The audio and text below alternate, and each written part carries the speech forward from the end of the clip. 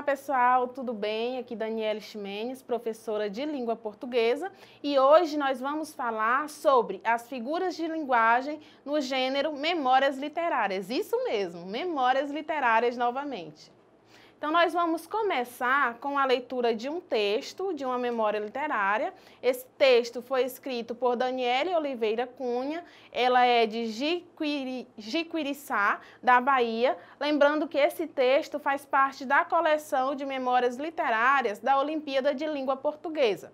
Diz assim: já faz tanto tempo, mas as lembranças dos meus tempos de infância, vividos na zona rural, não me saem da memória. Ao primeiro cantar do galo, meu pai já estava de pé e pronto para começar mais um longo e fatigado dia de trabalho. O vento frio da manhã acariciava nossos rostos. A mesa estava repleta dos produtos da terra, frutos do suor de um incansável ribeirinho que trabalhava de sol a sol para garantir o sustento da família. O cheiro de mato verdinho adentrava em nossas narinas. O céu azul límpido irradiava felicidade. Ah, como era gostoso! Saíamos correndo e tibum, caíamos na água, nadávamos como peixinhos. Quando me lembro disso, lágrimas vêm aos olhos, pois aquele majestoso rio, palco de nossas peraltices de criança, transformou-se em um pequeno riacho ofegante, que insiste em ressurgir após cada temporada de chuva. Mas nada à altura do que era antes. Nisso passávamos quase o dia inteiro. Naquelas águas claras e límpidas, perdíamos tempo a observar a briga dos peixes que disputavam os farelos que atirávamos na água. A ansiedade tomava conta de todos nós. O coração acelerava de tanta felicidade. E quando um ingênuo peixinho caía em nossas mãos, era uma folia. Não víamos o tempo passar. Nós percebíamos quando o céu começava a escurecer em um belo pôr do sol, levando consigo aquele lindo dia de diversão. Mas o tempo passou e a infância marcante desse ribeirinho agora fica registrada apenas em minha memória. Um rio de águas límpidas, intermináveis, dias de sol estão agora guardados em meu coração. Sinto saudades de uma época em que meus netos não terão a oportunidade de viver de um tempo mágico, cheio de alegrias e encantos. Minha maravilhosa infância. Então, pessoal, esse texto aí, como vocês podem observar, ele foi escrito aí pela participante da Olimpíada de Língua Portuguesa, mas essa memória não é precisamente dela, é de um ribeirinho aí, um senhor de 53 anos, só lembrando lá que quando nós falamos de memória literária, ela tem que ser escrita em primeira pessoa, ou seja, eu, nós, em primeira pessoa, mas não precisa necessariamente ser uma memória vivenciada por mim, pode ser por outro, certo?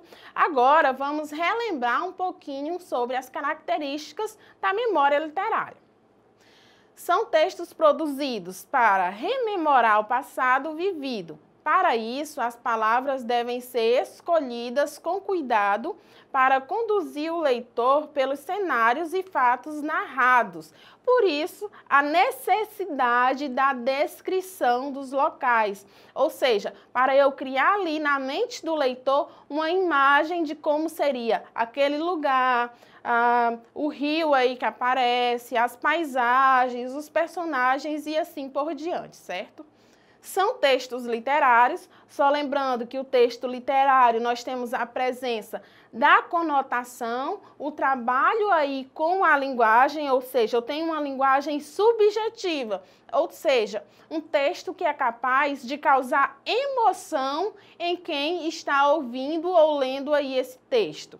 E por serem textos que levam o leitor a um estado de emoção e são escritos fazendo uso de uma linguagem mais conotativa. Só lembrando, conotação é o sentido figurado da palavra, é o sentido não dicionarizado, certo?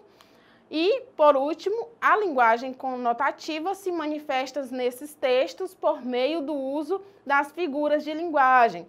É aí que entra a questão da figura de linguagem. E aí você me diz, mas professora, o que é uma figura de linguagem? Então, a figura de linguagem são recursos estilísticos usados para dar maior ênfase à comunicação e torná-la mais bonita.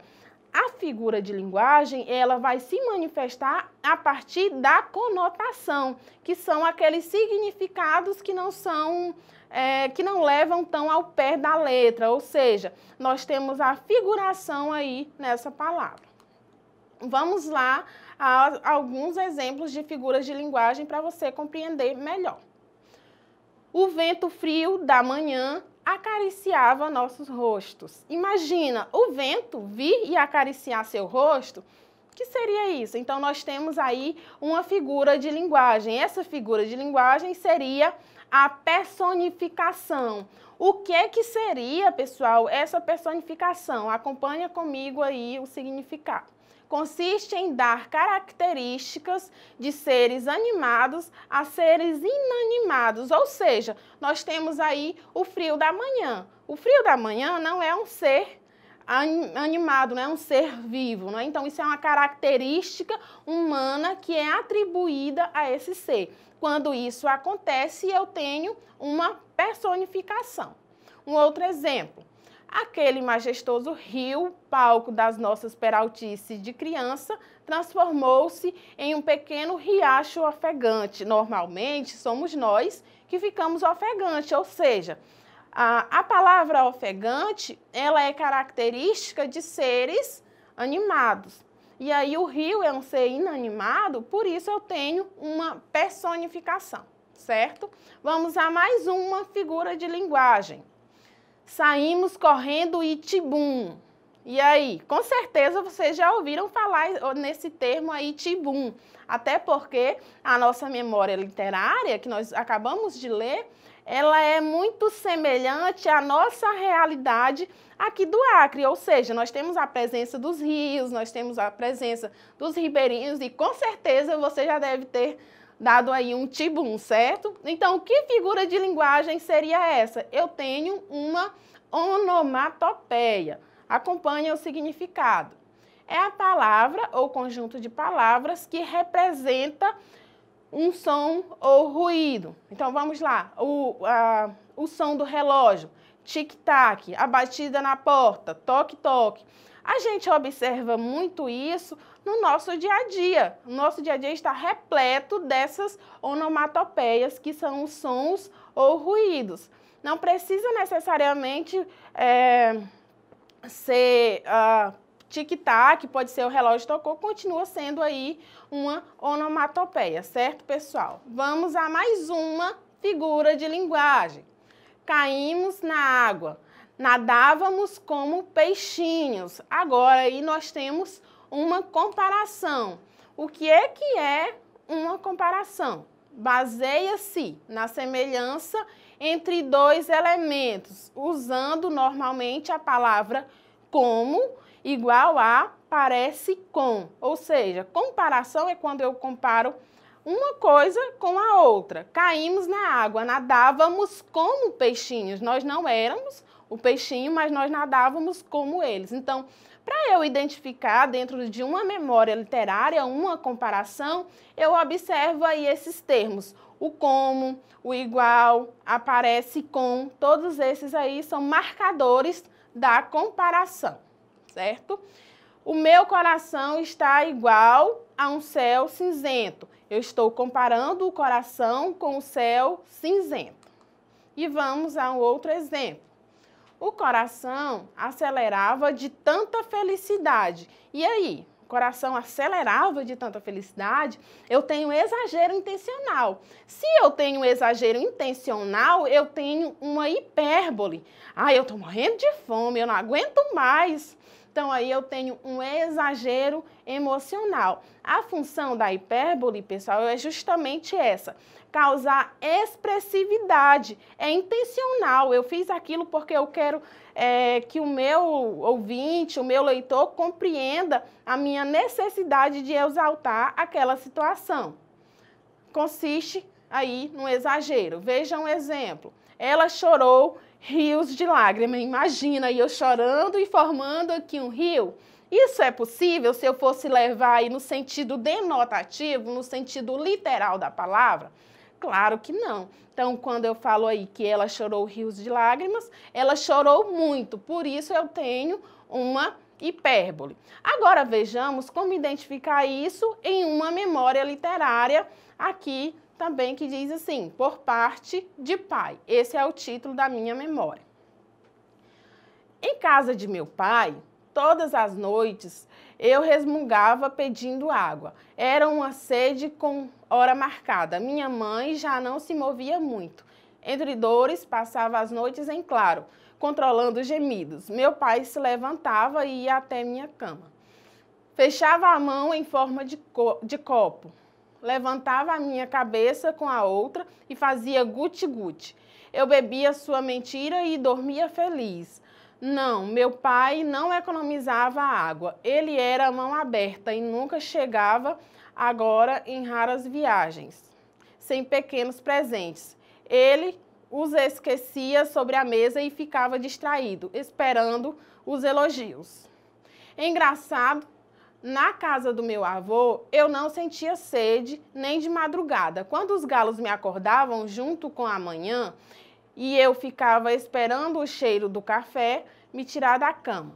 No meio da noite, se a tempestade rompia o silêncio do escuro, meu avô vinha até meu quarto, abria a porta de manso para verificar se a chuva do vento não estava entrando na janela e benzia meus sonhos. Então, com a mão muito branda, arrumava meus lençóis e deixava um recado em minha testa.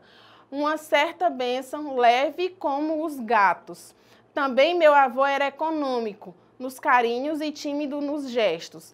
Nessa hora, quando os raios esfaqueavam o resto da noite, enrolado em meus pensamentos, eu me esforçava para perdoar meu avô por não amar os gatos. Vamos lá às perguntas. Qual figura de linguagem estão presentes neste trecho? Fazia guti-guti. Então, aí é um ruído, é uma onomatopeia, certo? O cheiro do café me tirar da cama. E aí, o ato de tirar da cama, o café tirar a pessoa da cama, eu tenho uma personificação, que é a atribuição de ações humanas a seres inanimados. Uma certa bênção leve como os gatos. Aí a presença do como marca uma comparação. Então é isso, pessoal. Só lembrando que onomatopeias são os ruídos, os sons. A comparação eu tenho aí, comparar um termo a outro, a presença do como tal qual, e a personificação, características humanas a seres inanimados. Então é isso, a nossa aula de hoje fica por aqui. Só lembrando que se você quiser rever essa aula, é só acessar o site da Secretaria Eduque Acre. Tchau, até a próxima!